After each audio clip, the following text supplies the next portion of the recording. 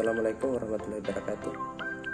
Perkenalkan, nama saya Sabarudin, Stambuk C1B1 18066.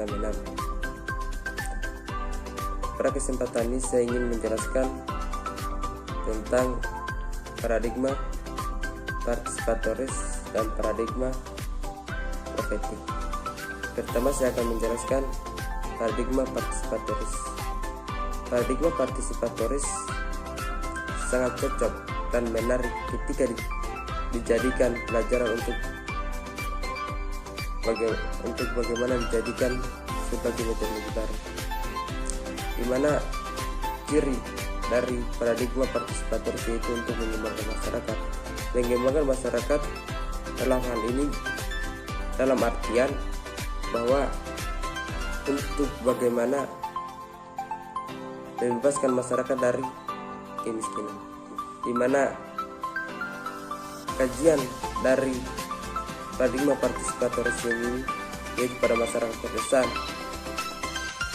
Secara ontologis, paradigma partisipatoris meyakini bahwa realitas sosial merupakan realitas partisipatif yang diciptakan secara bersama antara peneliti dan subjek penelitian dalam pikiran dan dunia sosial mereka. Adapun tujuan penelitian partisipatoris adalah hendak untuk melakukan pembebasan dengan cara meningkatkan kesadaran kritis dan kemampuan politik masyarakat. Paradigma profetik juga berfungsi untuk bagaimana memberdayakan dan mensejahterakan masyarakat. Bahwa ada beberapa aneka ragam paradigma partisipatif yang memiliki kekurangan dan kelebihan masing-masing. Yang pertama, partisipatif realisme. Yang kedua, partisipatif subjektivisme. Yang ketiga, partisipatif pragmatisme. Dan keempat, paradigma partisipatif marxisme. Paradigma partisipatif realisme merupakan paradigma partisipatif dengan ontologi realisme yang kini banyak dipraktikkan dalam proyek-proyek dari donor internasional yang pusatkan untuk menanggulangi kemiskinan sejak dekade 1990-an. Yang kedua, partisipatif subjektivisme. Partisipatif subjektivisme merupakan metodologi dalam ontologi idealisme yang memandang pengetahuan secara subjektif, di mana hubungan dan interaksi antara peneliti dan informan digunakan untuk merekonstruksi pengalaman masing-masing, kemudian saling dipertukarkan untuk memperoleh kesamaan dan pengalaman bersama. Ketiga, partisipatif pragmatisme. Ada tiga aspek dalam metodologi partisipatif pragmatisme. Yang pertama, pengetahuan. Yang kedua, tindakan dan aksi. Yang ketiga, kesadaran. Keempat, partisipatif marxisme. Partisipatif marxisme adalah teori kritis yang menekankan pada ide dan praktek. Kedua, saya akan menjelaskan paradigma profetik. Paradigma profetik ini mengacu dari Putra Ahimsa dan konsep Escobar 165 Agustian, serta mengacu dari strategi pengembangan peradaban Islam berbasis Wahyu Sistem. Sehubungan dengan konsep 165 dari Agustian, 6 rukun iman, 5 rukun Islam, dan 1 ihsan. Paradigma profetik ini lahir di mana ilmu barat pada saat ini tidak mampu lagi menjawab permasalahan kemanusiaan, sehingga para cendekiawan muslim terpacu untuk melakukan kajian yang berbasis wahyu yang disebut dengan islamisasi ilmu. Rukun iman. Rukun iman dalam agama Islam terdiri dari iman kepada Allah, iman kepada malaikat, iman kepada kitab, iman kepada nabi, iman kepada hari kiamat, dan kepada hari akhir. Iman yang pertama adalah iman kepada Allah Subhanahu wa taala, dan beriman di sini dapat dimaknai sebagai upaya membangun relasi yang diimani, relasi antara manusia dan dengan Allah Subhanahu wa taala adalah relasi antara hamba dengan penciptanya, dan sebagai hamba harus mengabdikan diri kepada Sang Pencipta. Dalam konteks keagamaan, Allah juga dapat diyakini sebagai sumber pengetahuan. Yang kedua, iman kepada malaikat Allah. Dalam ranah agama, kehidupan beragama, malaikat dikatakan sebagai sahabat orang-orang yang beriman. Dalam konteks kehidupan ilmuwan profetik, maka malaikat dapat ditafsirkan sebagai sesama ilmuwan, dan hubungan di antara mereka haruslah hubungan persahabatan, bukan hubungan persaingan, apalagi permusuhan. Yang ketiga, rukun iman. Yang ketiga yaitu iman kepada kitab Allah, kitab yang diturunkan oleh Allah Subhanahu wa taala kepada manusia melalui para nabinya.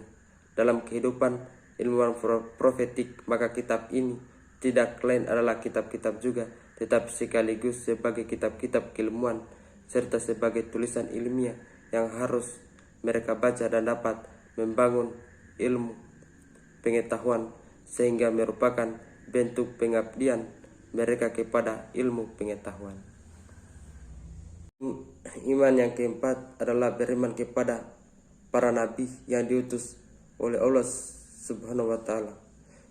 Bagi orang beriman, maka para nabi ini adalah guru dan sekaligus juga sahabat.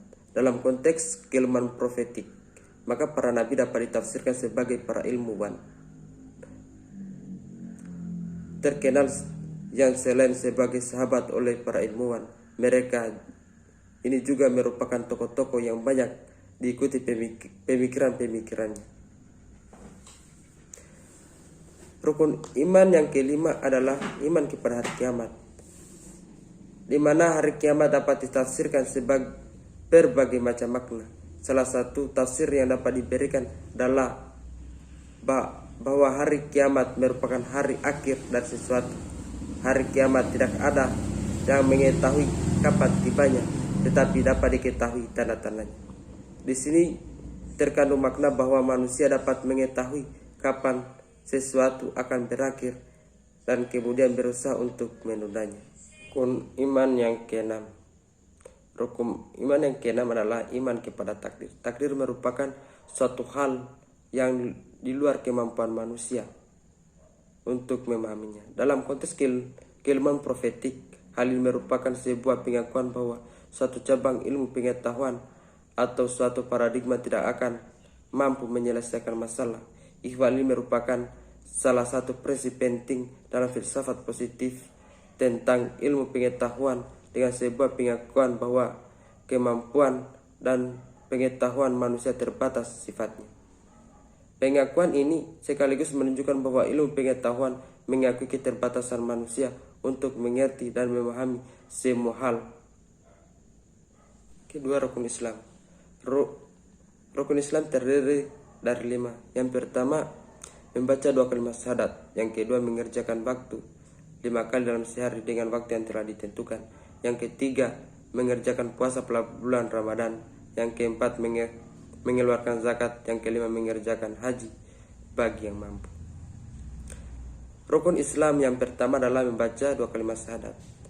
Maka seorang yang beriman menyatakan secara eksplisit pengakuannya atas Allah sebagai satu-satunya zat yang patut disembah dan Muhammad adalah utusannya.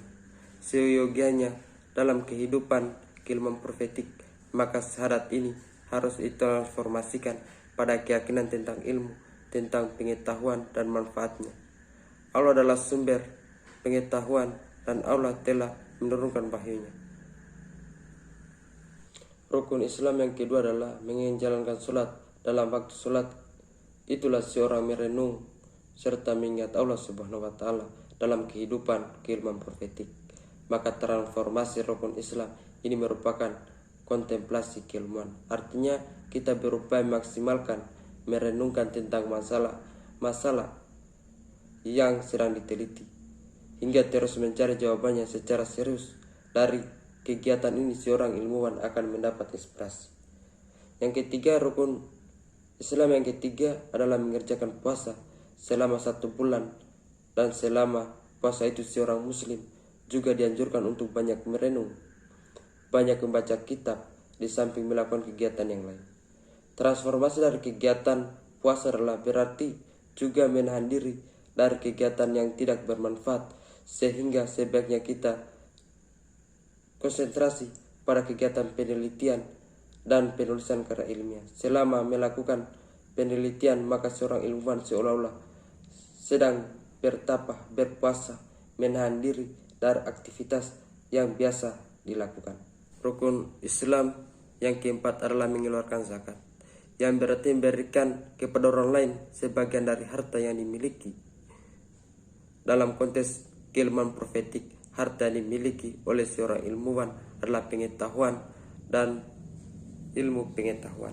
Maka refleksi zakat dalam konteks ini adalah berarti memberikan pengetahuan kepada orang lain melalui proses belajar mengajar, memberikan ceramah-ceramah, memberikan pelatihan dan sebagainya. Rukun Islam yang kelima menjalankan ibadah haji bagi yang mampu ke Mekah, sehingga seorang muslim melakukan perjalanan selama beberapa hari, melakukan ibadah haji selama beberapa hari, dan bertemu dengan ratusan ribuan muslim lainnya dari berbagai negara. Arena haji merupakan sebuah arena pertemuan muslim seluruh dunia, sehingga dari pertemuan ini bisa terjadi saling tukar pendapat, tukar pengalaman, tukar pengetahuan. Dalam konteks keilmuan profetik, transformasi ibadah naik haji adalah pertemuan internasional selama beberapa hari, sehingga terjadi tukar pendapat, tukar pandangan yang kemudian dapat meningkatkan kualitas keilmuan seseorang. Sebagaimana halnya ibadah naik haji yang dapat meningkatkan kualitas keagamaan seorang muslim. Karena mungkin itulah presentasi dari saya tentang paradigma partisipatif dan paradigma profetik. Lebih dan kurangnya mohon dimaafkan. Wabillahi taufiq wal hidayah. Wassalamualaikum warahmatullahi wabarakatuh. Terima kasih.